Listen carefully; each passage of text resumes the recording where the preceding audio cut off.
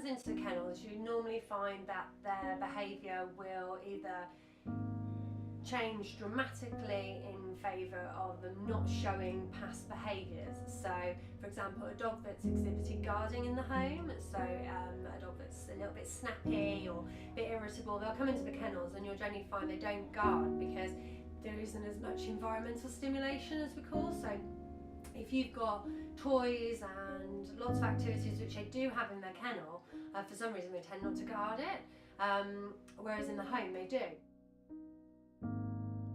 The whole kennel environment can be a little bit stressful for some dogs, and some dogs thrive on being in a kennel environment. They enjoy the routine, and a lot of it depends on what home the dogs have come from in the first place. I think with regards to boarding kennels, does a dog's behaviour change when they're in kennels? I think it does depend on when you bring the dogs in. So if a dog's a lot older, sort of 8 or 9 or 10, I think it's quite hard then for a dog to adjust into a boarding kennel environment. If they've kind of come to us from a puppy, and this is all they've known, and they have a good experience in those kennels, then they're absolutely fine, and they can adjust really, really well. And generally, our younger dogs adjust fantastically well. Dogs do recognise who's in uniform and who's not, the same as we have lots of regular volunteers. And again, it's about a home from home environment, so it's not all strict kennels. You know, they've all got squishy, nice comfy beds inside and outside. We go and sit in the kennels, they've got teddy bears, they've got toys, they have con games and activities at lunch times and things like that. So the whole experience is much more positive for them than what I think what most people would imagine. So the way that we interact within our kennels and trying to sort of give them as good a time as possible, even though it is boarding kennels, they get walked 3 times a day. So you know, the kennel guys are up at 6:30 every morning. They get all taken out for a walk straight away. Then they get their breakfast, and then they're cleaned, and then have a bit of interaction and play. And then the guys are always in there every day. It's not home from home, but it's kind of like the best we can offer as a boarding kennel environment for them. Lots of ways that we help, so from everything from nutrition to make sure they're on the right diet, so overweight dogs and underweight dogs, so we make sure they get good quality food and regular feeding times. But we also provide behaviour consultations, and each dog gets a behaviour plan. So if you have a dog with certain behavioural issues in the home, we try and work on that in the kennels, so when they do go to a new home, that behaviour has improved.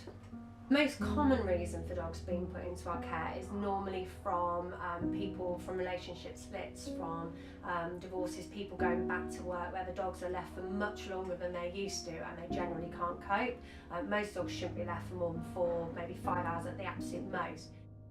We also have other cases of a lot of elderly people that unfortunately go into care. They might adopt dogs when they're much older, and young puppies that live for 15 years and sadly their owners don't, and then they end up coming into us at an older age, so we get quite a lot of older dogs, which is quite sad. You have to ensure that all dogs are either housed together when they come or housed apart, so that they're not like grouped in with other dogs, so there's no chance of any sort of cross-contamination or any fights happening. But where we perhaps get like a dog that's come in on its own and it seems quite friendly and could perhaps interact with another dog, then we will walk them together. So we'll take them both out for a walk, so it gives them time to have a little bit of playtime together. I think a lot of the large kennels have closed down, and I think people are now looking for more select places to put their dogs. You know, years ago you had huge kennels that housed loads and loads of dogs and didn't have that one-to-one attention. I think there's a lot more smaller kennels now, and there's a lot more home boarding going on, and a lot more doggy daycare. So I think with what we're offering as a kennel, that we're offering the opportunity for the dogs to be boarded with us, but also have like an interactive and a social and enjoyable time whilst they stay with us. We socialise our dogs here at Holyhedge. We actually have a dog socials board, and we work out which dogs like each other.